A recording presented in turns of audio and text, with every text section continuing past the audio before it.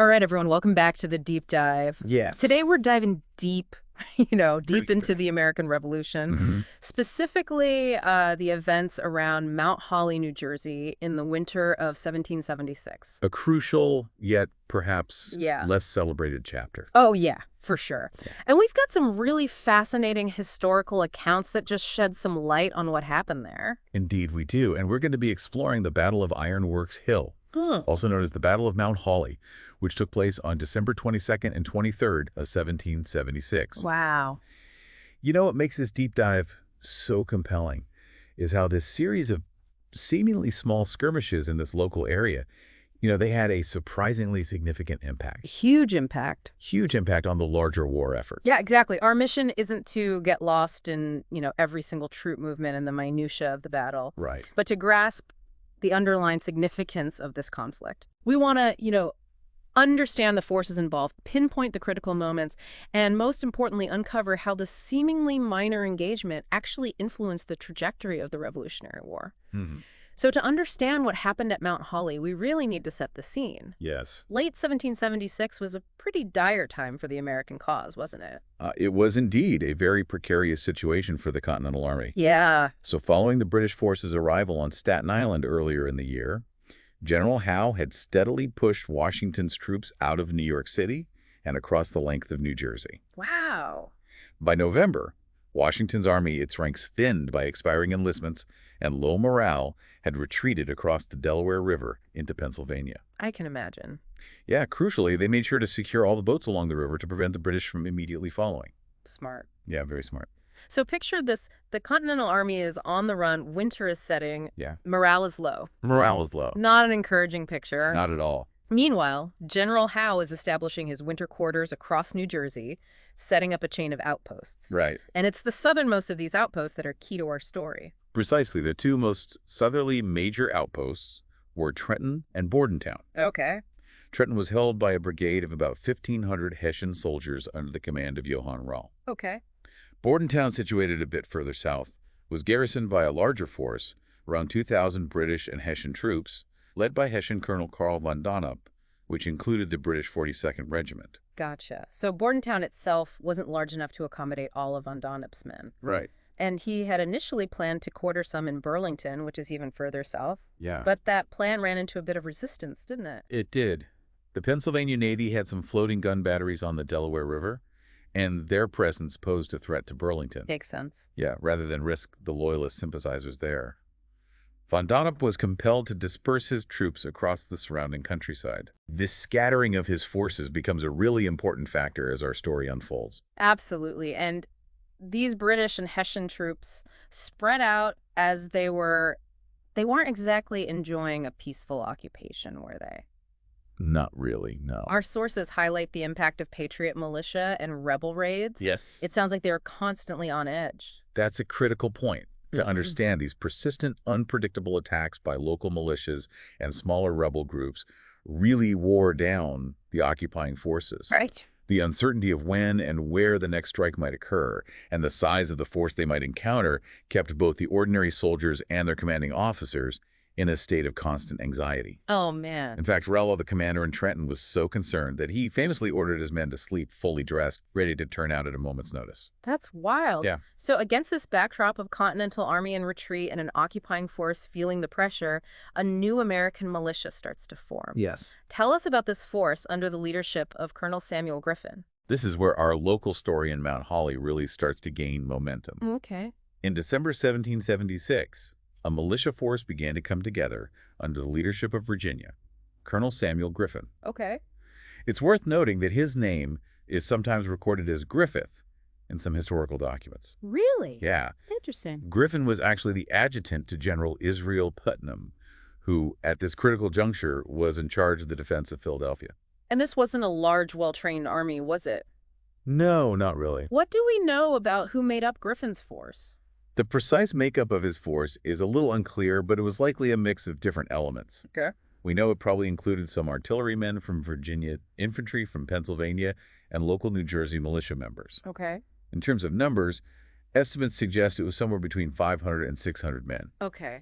By around mid-December, they had moved into Moorestown, which is located about 10 miles southwest of Mount Holly. Gotcha. And then they advanced to Mount Holly itself? That's right. What happened when Griffin's men arrived there? By December 21st, Griffin's militia had entered Mount Holly and established what our sources describe as a rough fortification. Okay. This was situated on a hill in the vicinity of an ironworks located south of Rancocas Creek and the main village center in Mount Holly. Okay. Naturally, Von Donop, with his significantly larger force stationed nearby, was very interested in understanding the strength and nature of this new American presence. Yeah, I bet he was watching them very closely. Right. So he sent out some reconnaissance to gather intelligence, right? He did indeed. What kind of information did he receive? Von Donop dispatched a loyalist sympathizer to investigate Griffin's force. Okay. This individual returned with a report stating that the American contingent numbered not above 800, nearly one-half boys, and all of them militia, a very few from Pennsylvania excepted. Wow, so really kind of downplaying the threat of this force. Yes, this paints a picture of a relatively inexperienced and perhaps not particularly formidable force.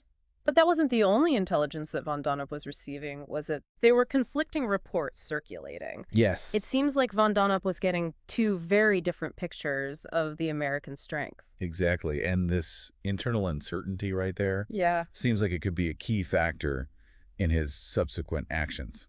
Yeah, for sure. Potentially making him hesitant or overconfident at different points. Absolutely. So tell us about the other intelligence that Von Donop was getting.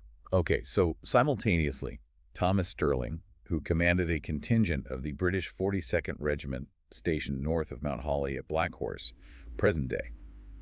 Columbus had heard quite different rumors. Okay. He was told there might be as many as 1,000 rebels in Mount Holly, with an additional 2,000 in reserve to support them. Whoa. Okay, so that's a completely different picture. A substantial discrepancy in the intelligence being presented to the British command. Yeah, and based on this conflicting information, Sterling actually advised Von Donop to launch an attack, believing that the Bordentown troops were more than capable of handling the American militia. It's quite possible. It seems there might have been a degree of overconfidence, perhaps fueled by that loyalist report. Sterling's assessment likely rested on the assumption that Von Donop's regular British and Hessian troops were far superior to what he perceived as largely untrained militia.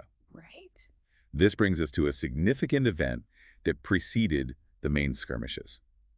The action at Petticoat Bridge on December 21st. Okay, before the larger engagements, Yeah. what exactly transpired at Petticoat Bridge? Approximately 600 of Griffin's troops managed to overwhelm a guard outpost of the 42nd Regiment stationed at Petticoat Bridge, which was located about 1 mile south of Black Horse. Okay. This small but successful action by the American militia likely boosted their morale, but would have certainly alerted and angered the British forces in the vicinity. Yeah, for sure. So the stage is set. Right. We have a growing American militia presence in Mount Holly, a larger British and Hessian force nearby under Von Donop, who is receiving conflicting intelligence and a recent, albeit minor, American victory. That's right. Now we get to the main events of December 22nd and 23rd. Joseph Reed, who was General Washington's adjutant, becomes involved at this point, doesn't he? He does. On the evening of December 22nd, Joseph Reed met with Colonel Griffin in Mount Holly. Okay. Griffin had previously requested some small field artillery pieces from Reed to bolster their forces. Okay. However, Reed's primary objective was to determine if Griffin's militia could play a role in a diversionary attack related to Washington's already planned assault on Roll's forces in Trenton. Wow. So even at this stage, Washington was already formulating his daring plan to cross the Delaware and attack Trenton. Yeah. And he was looking for ways to distract or disperse the British forces. Exactly. What was Griffin's situation when Reed met with him? Accounts suggest that Griffin himself was unwell, and his men were not particularly well equipped for any significant military engagement. Wow. Despite these limitations, they apparently agreed to undertake some form of action the following day, likely as a way to contribute to the broader strategic picture that Reed outlined for them. That's great. So that leads us to the fighting that occurred on December 22nd and 23rd. What exactly happened during these skirmishes? Von Donop responded to the American presence and their earlier success at Petticoat Bridge by dispatching a considerable force. You okay? This included Jaeger units, specialized light infantry, known for their marksmanship elements of the 42nd Highland Regiment, and Hessian Grenadier battalions. Okay. They advanced towards Petticoat Bridge, and with their superior numbers and training, they overwhelmed Griffin's men. Oh, so the Americans were compelled to retreat? Yeah. Where did they fall back to? Griffin's troops retreated back towards Mount Holly. Okay. Von Donop reported that his forces scattered about 1,000 men near the town's meeting house. Okay. However, Captain Johann Ewald, a Jaeger officer whose diary provides a valuable first-hand account, offers a slightly different perspective. Okay. He noted seeing some 100 men positioned on a hill near the church, who quickly retreated after a few rounds of artillery fire. Okay. It sounds like these initial clashes weren't massive, Right. but they were enough to force the American militia to consolidate their position. Where did they ultimately end up? Griffin's forces ultimately retreated to their fortified position on the hill near the ironworks. Okay. Following this, there was an exchange of ineffective long-range fire between the two sides. Okay. It wasn't a major battle at this point, more of a standoff with limited engagement. Gotcha. And as night fell, von Donop's forces remained in Mount Holly. Yes. What happened during the night of December 23rd? According to Captain Ewald's account, the Hessian troops bivouacked in Mount Holly, meaning they camped outdoors and proceeded to loot parts of the town. Really? He specifically mentions them breaking into stores of alcohol in abandoned houses and becoming quite drunk. Wow. So while all this strategic maneuvering is happening, you've got this element of near chaos within the occupying force that really paints a vivid picture. Yes. Not exactly a picture of military order. No. And where did von Donop himself establish his headquarters during this time? Von Donop took quarters in a house that Ewald described as belonging to an exceedingly beautiful widow of a doctor. This intriguing detail has led to some fascinating historical research. Okay. Recent findings strongly suggest that this widow was Mary Magdalene Vallot Bancroft. Mary Bancroft. What was her connection to these events? It's a rather poignant and complex story. Her husband, Dr. Daniel Bancroft, had been captured by Griffin's militia just a few days prior to the battle on suspicion of being a Tory spy. Okay.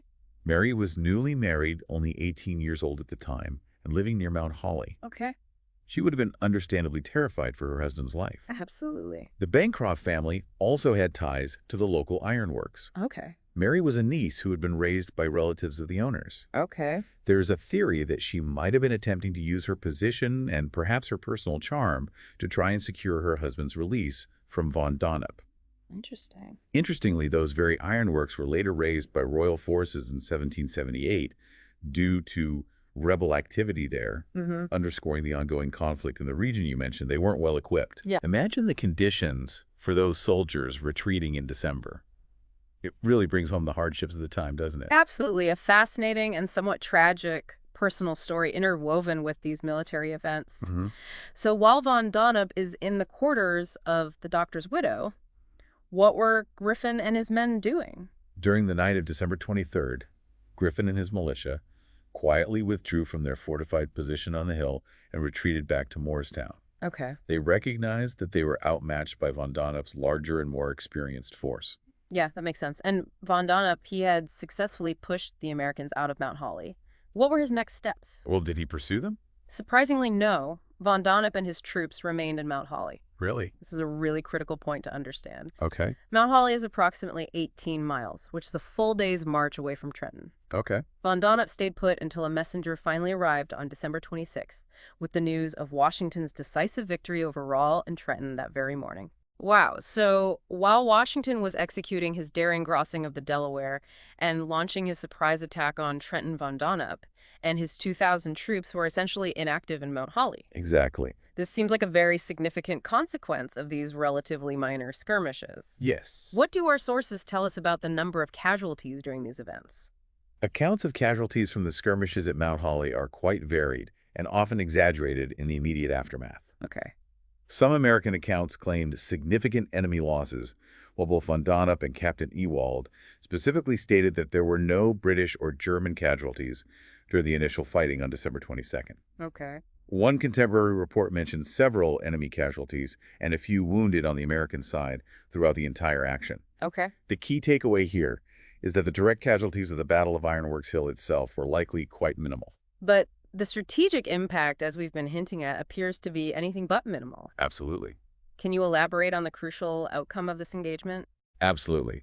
The most significant outcome of the Battle of Ironworks Hill is that it effectively prevented von Donop and his substantial force of 2,000 British and Hessian troops from being at his assigned base in Bordentown. Okay. Had he been stationed in Bordentown, he would have been in a much better position to reinforce Johann Rahl in Trenton, when Washington launched his surprise attack. Right. This delay directly caused by von Donop's engagement with Griffin's militia in Mount Holly and his subsequent period of inaction is widely considered a crucial factor in Washington's successful crossing of the Delaware and the pivotal victory at the Battle of Trenton. Wow. So a relatively small local militia, even though they were ultimately pushed back, managed to indirectly contribute to one of the most important victories for the Continental Army during the entire war. Right. That's a pretty powerful example of how local actions can have far-reaching consequences. It is. Our sources even mention a loyalist perspective on this, don't they? They do. The loyalist Joseph Galloway, writing about these events, later even speculated that Griffin's force had been specifically dispatched to draw von Donop away from Bordentown. Interesting. While our sources indicate that Washington's plan did include sending a militia force to reinforce Griffin for an attack on von Donop, that particular company was unable to cross the Delaware River. Okay. So while Galloway's initial assumption about Griffin's mission might not be entirely accurate, he correctly identified the crucial outcome, the diversion of von Donop's troops. Yeah, it's fascinating how these events, even with incomplete information and differing interpretations, shaped the perceptions of those involved on both sides of the conflict. So what's the lasting legacy of the Battle of Ironworks Hill? Is it something that's remembered today? Yes, it is the hill that Griffin's militia occupied is now part of Ironworks Park in Mount Holly. Okay. And the Battle of Ironworks Hill is commemorated and reenacted annually, typically on the second Saturday in December, ensuring that the memory of this local engagement is kept alive. That's great. Interestingly, one contemporary account even noted the unexpected nature of this skirmish and its significant impact on the larger war effort, highlighting that even at the time, people recognized its importance beyond just a minor clash. Wow. So, despite being a series of relatively small skirmishes with minimal direct casualties, the Battle of Ironworks Hill played a surprisingly significant role in the American Revolution. Right. By engaging and diverting a substantial British and Hessian force, it created a critical window of opportunity that directly contributed to Washington's crucial victory at Trenton. Exactly. It really prompts you to consider just how often seemingly small, localized events can have unexpected and far-reaching consequences throughout history. For sure. What other minor engagements might have subtly altered the course of major conflicts without receiving the same level of historical attention? That's a really thought-provoking point to consider. Yeah. For those of you listening who want to delve even deeper, you might find it incredibly interesting to explore the Battle of Trenton in greater detail and to understand the broader context of the 1776-1777 winter campaign in New Jersey. Yes. Seeing how the events at Mount Holly fit into that larger narrative truly underscores their importance. Absolutely. Also consider researching the experiences of the local populations in the areas occupied by both sides during the war. Their personal stories often provide a fascinating and intimate perspective on these historical events. I agree. Thanks for joining us on this deep dive. Yes, thank you. We look forward to our next exploration together.